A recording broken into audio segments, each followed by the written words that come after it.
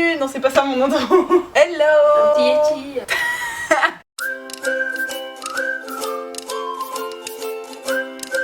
J'espère que vous allez bien. On se retrouve du coup pour la deuxième partie de la vidéo où je sors de ma zone de confort pendant 30 jours parce que comme vous l'avez vu juste avant, sur l'autre vidéo c'était trop long de mettre tout en une seule vidéo. Je pense que je vais le condenser soit en 2 soit en 3 vidéos, je sais pas encore. Mais donc là on se retrouve pour la partie 2. Le jour 11 j'ai perdu les vidéos donc on n'aura pas de jour 11, on part directement au jour 12 du coup. Je vous laisse avec la suite.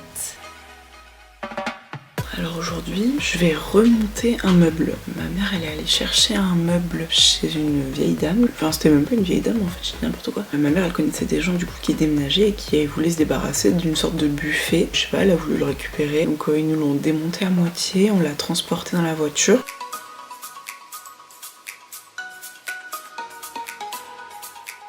Et puis il faut le remonter quoi, donc je vais m'occuper de le remonter la moitié qui a été démontée. Sauf que j'ai pas du tout les plans, je sais même plus à quoi il ressemblait au départ, donc on va s'amuser je sens. Voici la bête, donc là il y a le bas du meuble. J'ai pris tous mes petits outils là-dedans. Là il y a les vis, il faut mettre tous les tiroirs etc. Et après il faut faire le haut du meuble qui se trouve ici. Je vais m'amuser. On va commencer par faire le dessus là. Pour moi, celles-là, elles vont sur les côtés.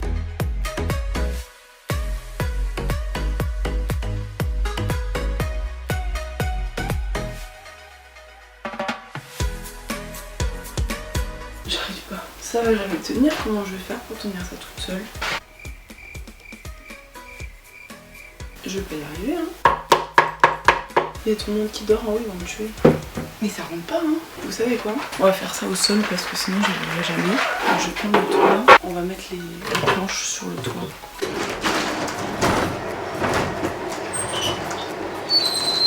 Ah, je suis en contre-jour du coup. Là, il y en a 3, donc c'est celui-là qui va en bas. Là. Waouh. Ok. Je vais me mettre comme ça. Ok, ça tient à peu près. On va mettre les vis. On va faire l'autre côté maintenant.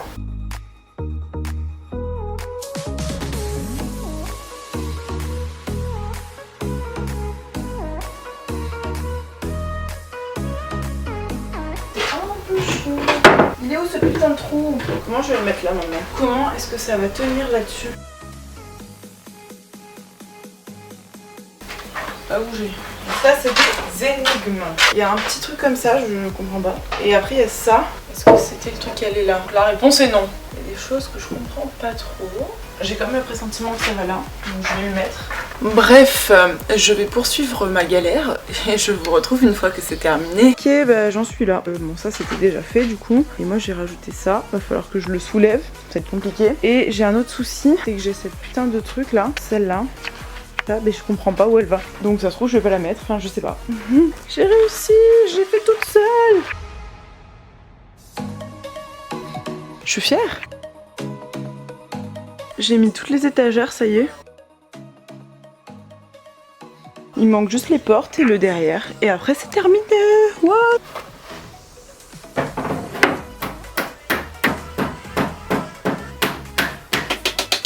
Tout ça? Toute seule? Tu as fait vite? Ça je trouvais pas. Hein.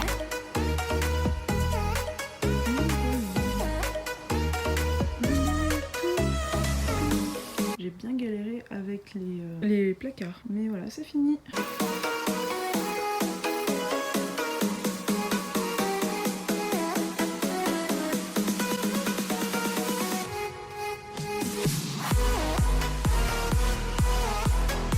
Je vous fais juste un petit récap de ma petite tenue que vous avez vue tout à l'heure. C'est du coup une tenue que j'ai achetée chez Bershka je crois il y a pas longtemps et je la trouve trop belle.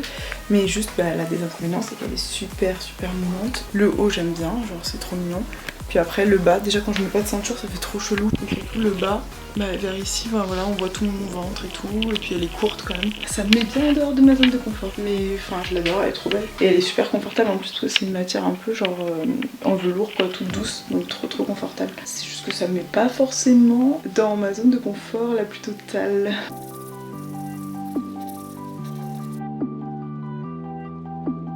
Je aujourd'hui c'est le jour 14. En fait j'ai déjà vécu ma situation de sortie de zone de confort aujourd'hui, mais du coup je vais vous la raconter parce que j'étais pas en mesure de filmer à ce moment-là, enfin c'était pas prévu, pas attendu. En gros je suis allée boire un verre avec une pote et du coup on discutait tout tranquille en terrasse toutes les deux, et il y avait un mec juste à côté de nous qui jouait de la guitare. Il était à la table juste à côté avec des potes à lui et tout, et là il nous demande si on sait jouer de la guitare, donc on commence à discuter avec lui. On lui dit non, qu'on sait pas, mais qu'on a toujours voulu apprendre et tout. Et au bout d'un moment, trop mignon, il nous propose de venir à sa table en fait avec tous les autres gens avec qui il était, et puis on commence à discuter avec lui pendant, je sais pas, bien 20 minutes quoi, enfin c'était vraiment super cool. Du coup c'était ça aujourd'hui, j'ai discuté avec des inconnus pendant un moment et j'ai vraiment adoré ça. Ça faisait longtemps que j'avais pas vécu un truc comme ça, mais en gros en fonction de là où vous allez à Marseille, moi c'est ce que j'aime et ce qui me plaît, c'est que si vous êtes suffisamment ouvert aux gens, ils vont venir à vous en fait et vous allez discuter pendant longtemps, de tout, de rien, avec plein de gens hyper différentes, et c'est super enrichissant en fait d'avoir des avis de gens extérieurs qu'on connaît pas du tout. Et après du coup ça a continué dans la fin de soirée, on a voulu aller manger quelque part et puis c'était fermé et il y avait 2 filles qui attendaient devant, on a commencé à discuter un peu avec elles pour leur demander aussi et tout, enfin dans la bonne humeur, avec le sourire, c'était super agréable. Et à la fin aussi il y a eu une fille au niveau du métro qui m'a demandé de l'aider pour trouver une station, donc du coup je l'ai emmenée dans le métro et je lui ai expliqué, montré sur les cartes par où elle devait passer, où est-ce qu'elle devait descendre, etc. Enfin bon, c'était super agréable, c'était vraiment une journée, enfin une fin de journée hyper cool pour ça, parce que j'ai parlé avec plein de gens différents que je connaissais pas, c'était sans a priori, sans peur, sans quoi que ce soit, et ça faisait longtemps que ça m'était pas vraiment arrivé à ce point-là, on va dire.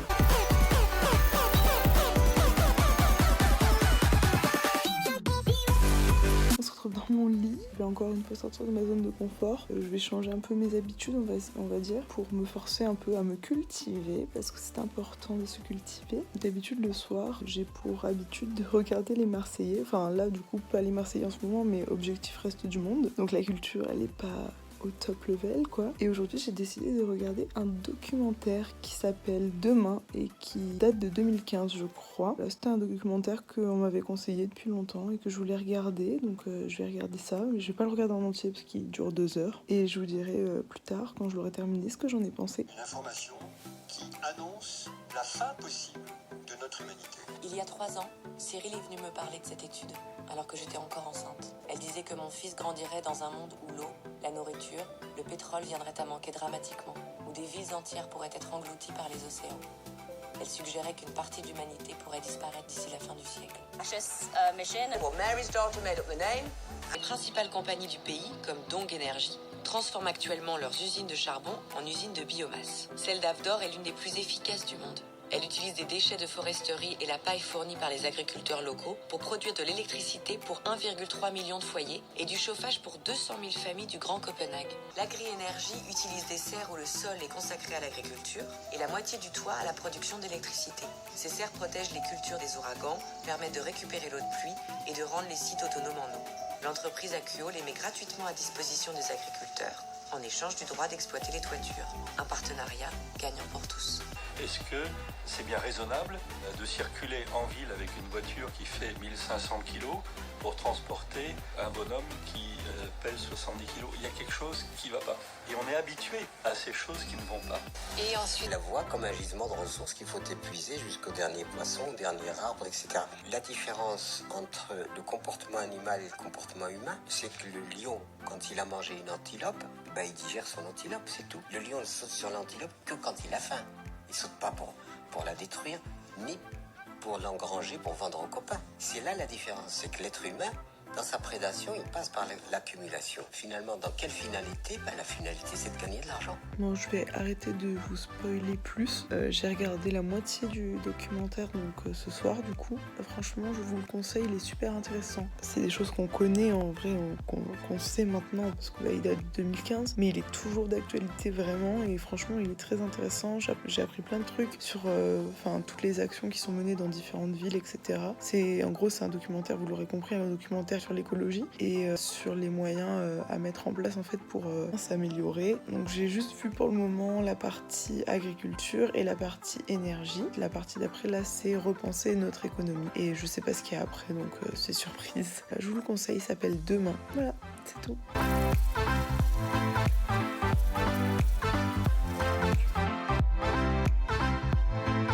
Et coucou, je suis super pas coiffée du tout. Je viens de faire mon sport, c'est pour ça que je suis comme ça, hein. Je m'habille pas comme ça tout le temps. Bref, aujourd'hui je vous parle du jour numéro 16. Je suis allée à la plage sans m'épiler. Façon de parler, hein, j'étais pas non plus Chewbacca, je suis pas à l'aise avec ça. Pour moi, enfin en tout cas avant, quand j'allais à la plage, il fallait que quand je me mette en maillot, je sois bien épilée de partout, aisselle, maillot et jambes. Voilà, fallait qu'il y ait aucun poil qui sorte quoi. Et aujourd'hui, bon vous le verrez pas sur les images parce que je me suis pas amusée à me filmer de près, on s'en fout, enfin c'est pas intéressant. Juste que j'avais pas prévu en fait au départ d'aller à la plage et du coup bah j'avais pas prévu de m'épiler, donc j'étais pas totalement épilée. Donc ça m'a fait un peu bizarre parce que pour le coup ça c'est vraiment sortir de ma zone de confort. Je suis pas trop à l'aise quand je suis en maillot de bain et que je suis pas épilée, enfin et que je vois moi-même en tout cas quelques poils. Après je sais très bien que les gens vont pas aller regarder ou vérifier, hein. Bon, on s'en fout, de toute façon tout le monde fait comme il veut et ce qu'il veut, de toute façon tout le monde s'en fout. C'est juste un petit message pour ceux et celles qui n'osent pas le faire. Franchement si vous avez la flemme ou si vous avez pas le temps, ou franchement ne vous sentez pas obligé en tout cas de vous épiler juste pour aller à la plage, parce qu'en fait tout le monde s'en fout.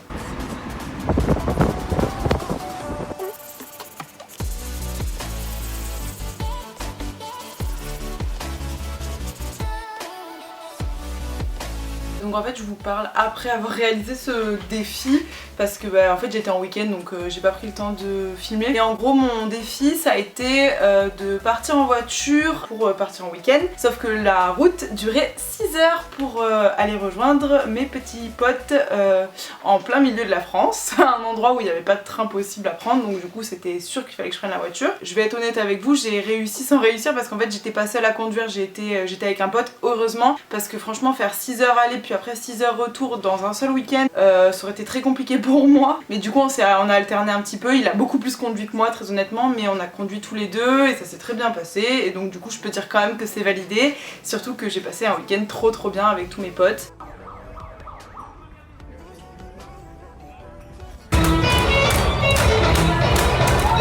Voilà, j'ai pas réussi à conduire moi-même les 6 heures, mais j'ai bien conduit quand même, donc je peux être fière de moi.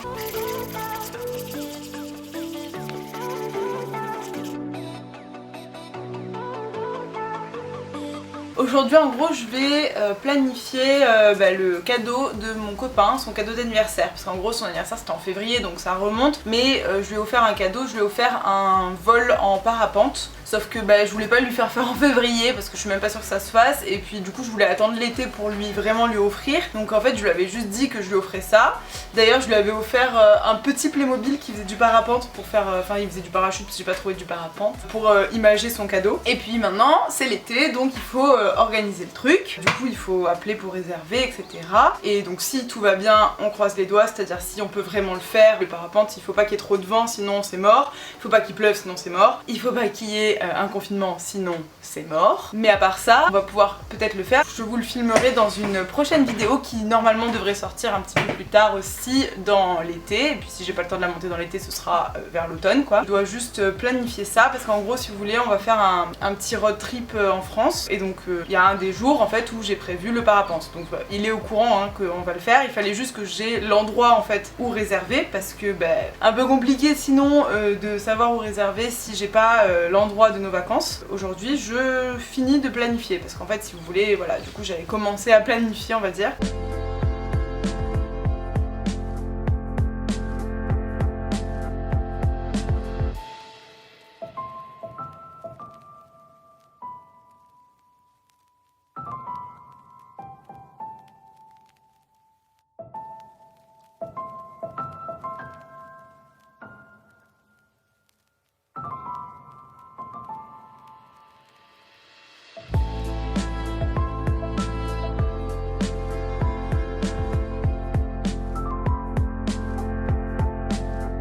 Bonjour, je vous appelle pour une petite information, un petit renseignement. Je voulais savoir si vous aviez encore des disponibilités pour réserver pour un biplace classique pour une personne le 9 août, donc dans l'après-midi.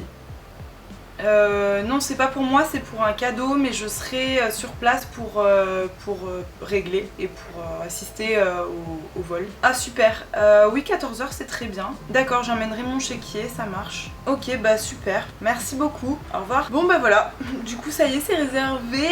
Il m'a dit que normalement il y avait la place, donc ça c'est cool. J'espère qu'il y aura suffisamment de vent, mais pas trop non plus pour pas que ce soit dangereux. Et je suis contente parce que ça y est, c'est réservé, donc normalement ça va se faire.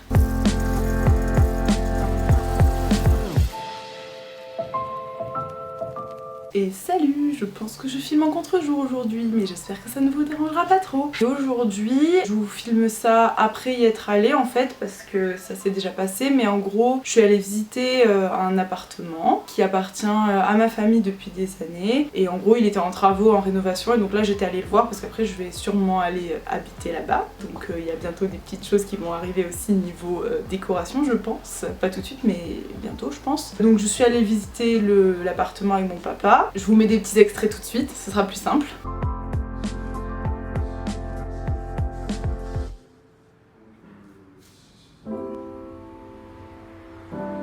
C'est beau, hein?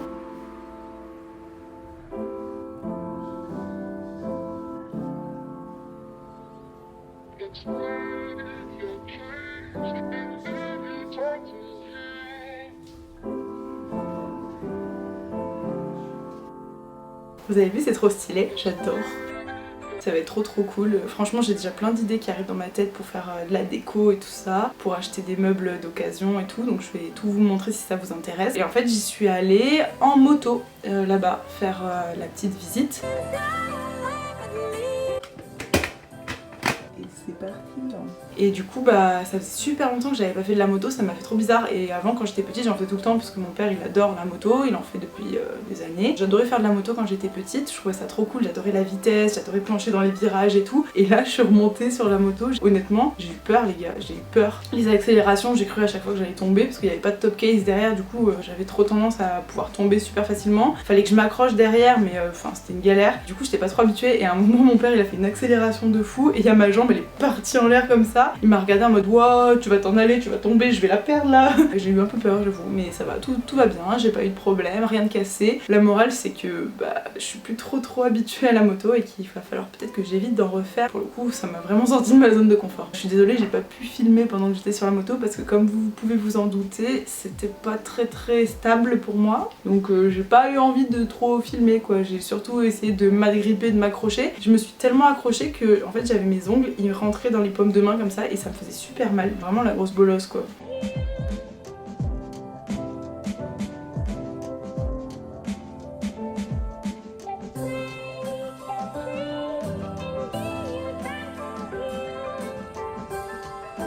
Et salut! Aujourd'hui c'est le défi du jour numéro... Petit challenge, je le fais pas pour toute la journée parce que je vais jamais réussir. Je vais essayer de conduire la voiture avec mes petits bébés, mes Buffalo. C'est mes toutes nouvelles chaussures que j'ai eues pour mon anniversaire et je les aime trop. Elles sont trop belles. Mais bon, comme vous pouvez voir, la plateforme is quite high. Merci pour mon accent anglais. Elle est super haute la plateforme, donc ça va être compliqué je pense. Et en gros le but c'est de voir si j'arrive à conduire avec des chaussures un peu plus hautes, parce que sinon par exemple rien que mes chaussures à talons ou même mes chaussures à plateforme un tout petit peu plus hautes, j'arrive pas à les mettre pour conduire. Donc c'est trop chiant parce qu'au final pour aller au boulot je mets 2 paires de chaussures max et les autres je peux pas les mettre parce qu'il y a des plateformes. Donc c'est trop dommage et j'aimerais bien apprendre un peu plus à conduire avec tout type de chaussures. Parce que ma mère elle m'avait dit qu'avec les talons par exemple c'était super facile. Elle m'a dit au bout d'un moment on s'habitue, on cale le talon et puis c'est facile. Mais avec des trucs à plateforme comme ça, je sais pas trop. Vous verrez pas mes pieds, mais vous verrez ma tête en tout cas. Ça y est, mon rêve d'enfant se réalise. Ça y est, je ressemble à Lola de Undo Stress. Je suis immense. Je crois que c'est impossible de marcher avec. Je vous jure, je sais pas comment marcher avec ce genre de truc. Rien qu'en marchant, je galère. J'ai l'impression que j'ai des pieds palmés. Ok, nous avons un premier problème. J'ai les genoux qui touchent. Donc faudrait que je règle tout mon siège. J'ai un peu la flemme. Let's go! Je sens pas les pédales, J'ai l'impression que j'ai pas de pédales. C'est super chelou. Je vous avoue, je kiffe pas. Ah, faut que je freine. C'est super dur. Heureusement, je vais pas très loin parce que je serais pas capable de faire plus. Je vais caler. J'ai l'impression que je suis plus sur la pédale là, si j'y suis. En vrai c'est faisable, mais bon, je galère un peu et j'ose même pas passer la 3e tellement. Quand il faut être genre hyper réactif, là c'est un peu compliqué. Elle a mis 8 ans à passer elle aussi. Je vais jamais passer. C'est bon là, je peux y aller. En plus il faut que je trouve une place là. Je crois que je suis à peu près garée. J'ai le retour à faire en plus après tout à l'heure, donc ça va être sympa. En tout cas, j'ai réussi, j'ai pas eu d'accident, heureusement. C'est juste super chelou parce qu'on sent pas les pédales, donc c'est trop bizarre. Et voilà, c'est tout en fait. Je pourrais pas faire des grands trajets, franchement, de cette façon-là, non. Ça me paraît impossible, mais des petits trajets comme ça passe. Bon, j'ai décidé de filmer aussi le retour, tant qu'on y est. Allez mec, faut avancer. J'ai l'impression que j'ai pas besoin d'appuyer autant sur la pédale parce que ma semelle, elle fait le travail pour moi. Très perturbant. Je vous jure que là, je fais juste un tour de pâté de maison. Rien que ça, c'est compliqué. L'autre jobard, là, il va passer, voilà. On est arrivé à bon port, déjà. On est bon, je crois. Dites-moi si vous faites comme ça aussi pour savoir si vous êtes garé.